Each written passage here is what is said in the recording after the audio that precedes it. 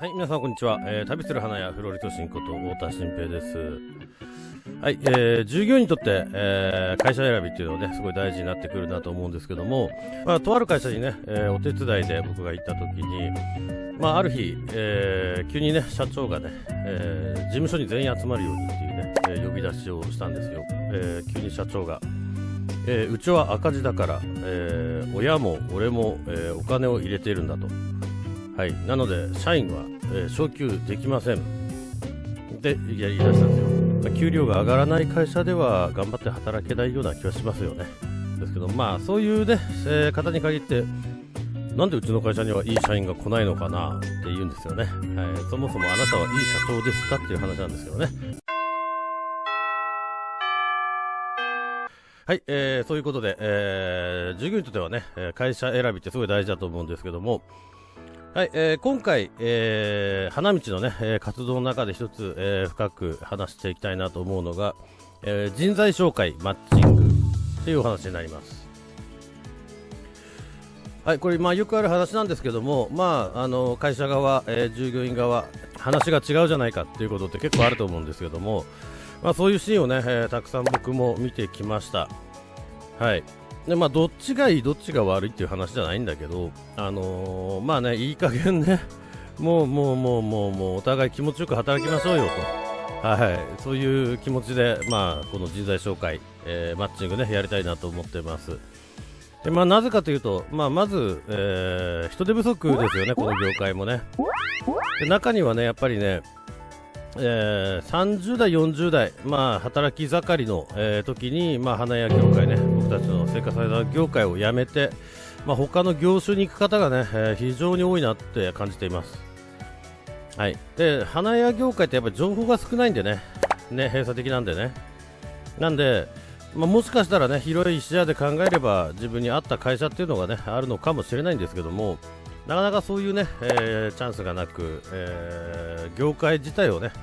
諦めて、他の業種に行ってしまう方があまりにも多すぎるので、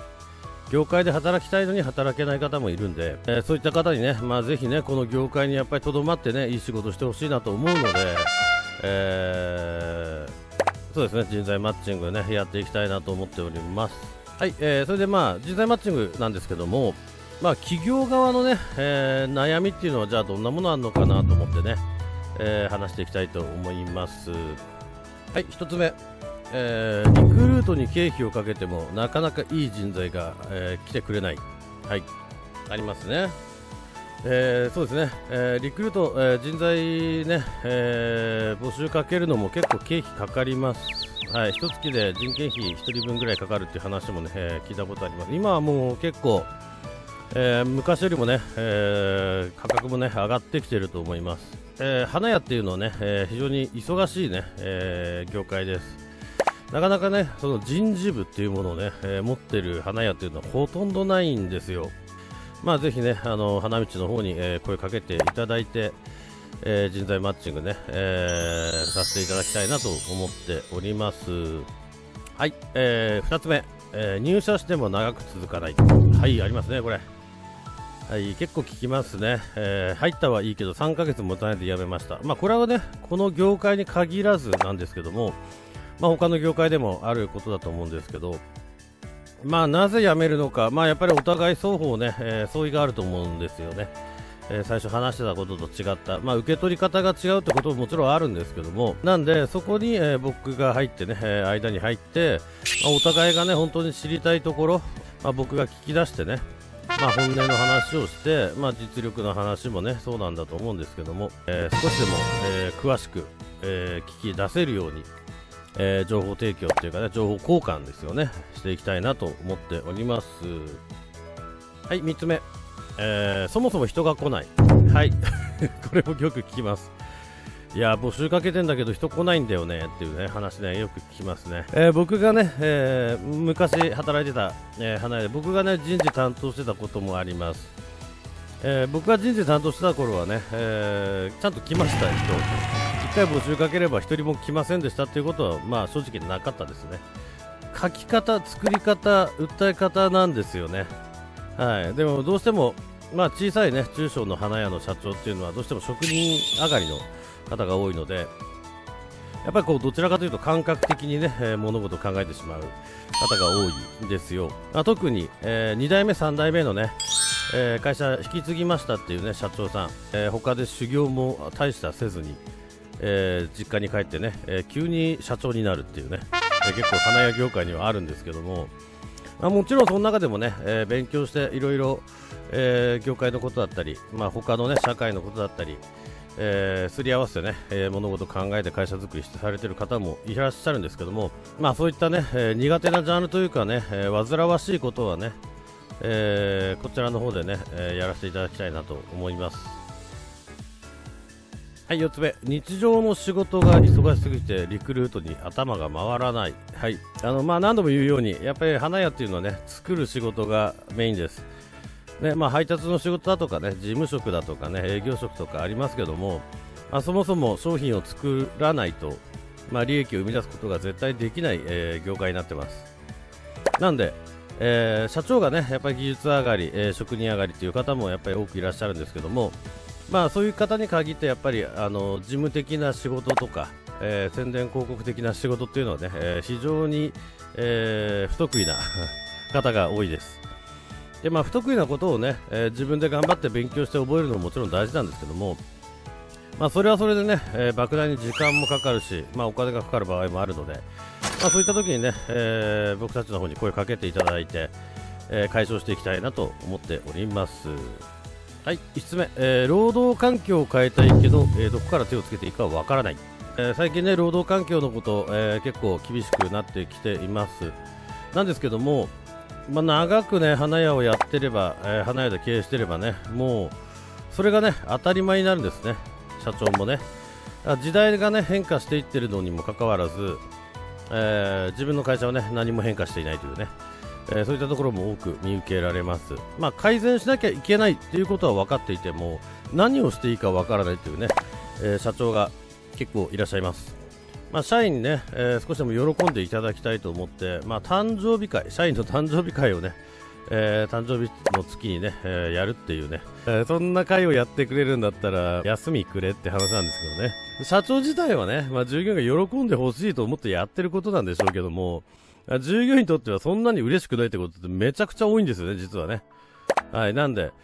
そういったことも含めてぜひぜひ、相談していただければね、会社のね労働環境が良くないと、今、若い人たちはね全くもって働かないと思うので、就職には来ないと思うので、そういうのも含めてぜひ僕たちの方にね、声をかけていただければ、協力できるかなと思っております。はい、で次、従業員側のね、働く側ですね、就職する側の、悩みですね、こちらの方について、説明していきたいと思います。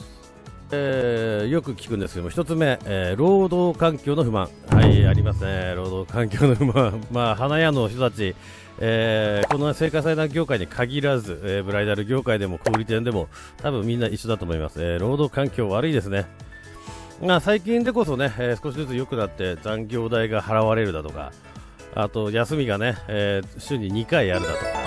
か、そういうことが出てきましたけども、だいぶ良くなっていることを願いたいんですけども、ちらほら、未だにタイムカードがないだとか、休みがね明日暇だから明日君休みねみたいな感じのお花屋さんがあるってね、ちらほら噂では聞いております。そういった環境でね、長くねずっと障害的に働いていけるかっていうと、やっぱり従業員側としては不安だと思います。なのでそういうね、ところでねずっと働いていても将来性を感じないと思うので、ぜひ声かけてねいただきたいなと思います。はい、2つ目、他の花屋に行きたいけど情報が少ない。何度も言ってますけども、地域密着型のね、花屋は、地域外にね、情報を出すとこってほとんどないんですよ。リクルートの情報ね。なので、他の県にいて、他の県のね、花屋さんの、情報を得ることっていうのはやっぱなかなか難しいんですよ。特に僕たち生花祭壇業界の、花屋さんはホームページもないところも、ざらにあって、インスタグラムとか SNS 系ですね、やっていないところもざらにあります。会社の名前だけねポンと載せられてね、会社の雰囲気も、会社のね内装も外装もわからないようなね、そういったところにね今の若い人たちはね、ここに行きたいとは思わないわけですよ。そうなんですよね。なんで、本当はね、その花屋さんがやってくれればいいかもしれないんですけども、それがなかなか、難しいと思うので、それをね、僕たちができる限り、紹介していきたいなと思っております。はい、3つ目、今働いているところに将来性を感じない。はい、ありますね、これも。僕もね、花屋勤めてきて辞める理由は、一番はそこですね、将来性を感じない。はい、最初はね、もちろんいいんですけども、人はね、やっぱり年を取るごとにね、いろんなものを抱えていくんですよね。結婚したりだとか、お子さんが生まれたりだとか、ね、入学式だ、卒業式だ、ね、いろいろお金かかってきます。小さいお花屋さんで人が少なければね、明日急に忙しくなったらね、ちょっと出てよとか、そういうことがね、簡単に行われてきた、業界です。僕も、大事なね、後輩の結婚式ですよ。もう予定決まってるんですよ。何月何日の何時から始まるってもう決まってるんですよ。はい、その結婚式もね、仕事で行けなくなりました。本当にね、この業界で働いていく、この会社で働くのっていうのは本当に辛いなって正直思いました。ですけども、やっぱりそういうところをね、ちゃんと考慮してくれてる、お花屋さんもやっぱあるんですよ。そういうね、ことがね、不安だったり、将来的にやっぱ給料の問題も本当にね、その花屋さんによって全然、評価の基準というのは違います。給料も全然違います。なので、もし、将来性に不安をね、感じているのであれば、ぜひ僕の方にね、相談していただければと思います。はい、4つ目、花屋で働きたいけど収入が足りない。はい、これね、本当によくあります。花屋でね、20代の頃はね、なんとかなるんですよ、大体ね。はい、ただ40代になってくると給料頭打ちっていうね、早ければ30代でも頭打ちになる方が多いです。なぜなら、どうしても、中小の、花屋さんだと労働力にね、賃金を支払っているような形になります。ということは、必然的に年齢をね、重ねていくと体力が落ちますよね。で、労力としてのね、パフォーマンスっていうのはね、どうしても落ちてしまいます。はい、なので、そういったね、ある程度の年齢になったら、技術指導だとか、営業だとか、そういったことをね、考えて、会社作りをされているお花屋さんたちもあります。はい、ぜひね、そういうところが、不満な方がいれば、そういったね、お花屋さんにね、紹介してあげたいなと思っております。はい、5つ目、自分のスキルが、他の花屋で通用するか不安。ありますね、これもありますね。不安ですよね。僕もね、僕が北海道にいた時に、初めて、北海道外の仕事をしたのが確か28歳だったかな。はい、見知らぬ土地にね、一人で行ってね、祭壇を作って、大きなね、聖火祭壇を作って帰ってくるという、任務なんですけども、めちゃめちゃ緊張しましたよね、正直。だって会ったこともない人ですよ。電話で話したことしかない、人に、会いに行って、初めて行って初めての会場で刺す、はい、で自分の力が通用するかっていうのね、すごいね、やっぱりビビりましたよね。やっぱりこう新しいところになるとまた自分がね一からやり直さなきゃならないって思うことが、結構多くあります。なので、そこもねやっぱり情報交換だったり、コミュニケーションだったりで、不安というのもね、僕たちができる限り、解消してね、スムーズに就職できるようにね斡旋していきたいと思いますので、ぜひ、そういったことで、悩まれている方いましたら、気軽に、声かけていただければ助かります。よろしくお願いいたします。はい、今回も、最後まで見ていただきありがとうございます。はい、企業側の方たちで、ぜひね、うちの社員、探してほしいんだよなと思う方いらっしゃいましたら、高評価、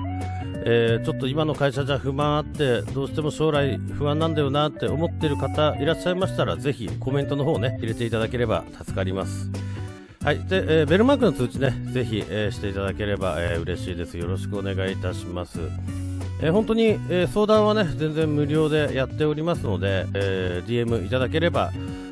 対処させていただきますので、どうぞよろしくお願いいたします。それではまたね。